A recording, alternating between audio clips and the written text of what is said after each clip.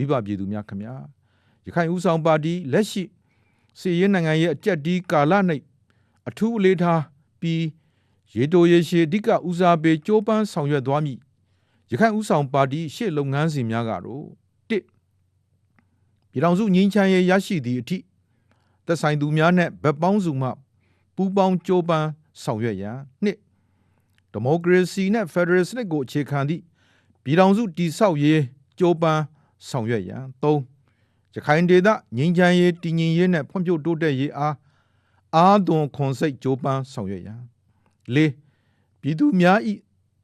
စိတ်အေးချမ်းသာမှုနဲ့စိတ်ပိုင်းဆိုင်ရာလုံခြုံမှုများကိုတက်ဆွန်းသမျှဆောင်ရွက်ရန်5ရခိုင်စစ်ဘေးရှောင်များနေရရင်းပြန်နိုင်ရေးနှင့်လူမှုစီးပွားဘဝပြန်လည်ထူထောင်ရေးကြိုးပမ်းဆောင်ရွက်ရန်6တည်ယူပို့ဆောင်ရေးစရိတ်မြင့်မားမှုများကြောင့်အခြေခံစားတောက်ကုန်နဲ့လူသုံးကုန်ပစ္စည်းများစရိတ်ကြီးမားသည့်ရခိုင်ပြည်သူများ၏အခက်အခဲကိုစ조사ဖြေရှင်းရန်9ရခိုင်ဒေသနေလူမျိုးနွယ်စုအရှင်ရှင်အေးချမ်းတည်ငြိမ်လုံခြုံစွာတဟဇာတရှိစွာအတူရှင်တွဲနေထိုင်နိုင်ရေးနှင့်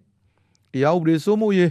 ကြိုးပမ်းဆောင်ရွက်ရန်10နိုင်ငံတော်တည်ဆောက်ရေးနှင့်ပြန်လည်ထူထောင်ရေးကဏ္ဍ၌ပါဝင်ကြိုးပမ်းဆောင်ရွက်ရန်9ရခိုင်ဒေသပြန်လည်တည်ဆောက်ရေးနှင့်ပြန်လည်ထူထောင်ရေးကဏ္ဍ၌ပါဝင်ကြိုးပမ်းဆောင်ရွက်ရန်တို့ဖြစ်ပါတယ်မိဘပြည်သူများခင်ဗျာ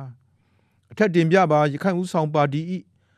မူဝါဒလုပ်ငန်းစဉ်များနဲ့လက်ရှိကာလတွင်အထူးအလေးထားဆောင်ရွက်မည့်ရှေ့လုပ်ငန်းစဉ်များပါမျှော်မှန်းချက်များကိုလက်တွေ့အကောင့်ထေဖို့ဆောင်ရွက်နိုင်ရန်ရခိုင်ဦးဆောင်ပါတီ၏ကိုစားပြုလွှတ်တော်ကိုယ်စားလှယ်လောင်းများသည်လွှတ်တော်အသီးသီးသို့ရွေးချယ်စေလွှတ်ခံရရန်လိုအပ်ပါတယ်ဒီမိုကရေစီစနစ်မှာရွေးကောက်ပွဲဟာအခြေခံအကျဆုံးသောလူထုရဲ့ထောက်ခံမှုယုံကြည်လက်ခံမှုနဲ့မိမိတို့အားကိုစားပြုမိပုဂ္ဂိုလ်နဲ့ပါတီအားရွေးချယ်ပေးတဲ့စာမေးပွဲကြီးတစ်ဖြစ်ပါတယ်တနည်းဥပဒေပြုလွှတ်တော်တရက်ရဲ့ဝင်ပေါက်တကားဝလေးဖြစ်ပါတယ်ပါတီတစ်ခုသည်၎င်းပါတီကိုစားပြုရွေးချယ်ခံမည့်ကိုယ်စားလှယ်လောင်းများသည်၎င်းလူထုယုံကြည်မှုအားကိုးမှုယုံကြည်အားကိုးထိုက်သည့်လုံလောက်သောပညာအရေးရှင်ဉာဏ်ရည်တတ္တိပြတ္တိနဲ့ရေးရင်မှုစသည့်နှလုံးရည်လက်ယုံရည်ရှိရန်လိုအပ်သလိုနိုင်ငံတော်နဲ့နိုင်ငံသားများအပေါ်ဒေသနဲ့ပြည်နယ်အပေါ်လူမျိုးနဲ့လူထုအပေါ်သစ္စာရှိပြီးရိုးသားကြရန်ကိုကျင့်သိက္ခာပြည့်ဝကြရန်ပြည်သူကိုအစွန်းကုန်အလုပ်ကျွေးပြုကြရန်နဲ့အလုပ်စ조사ကြရန်လိုအပ်ပါတယ်သို့မှသာ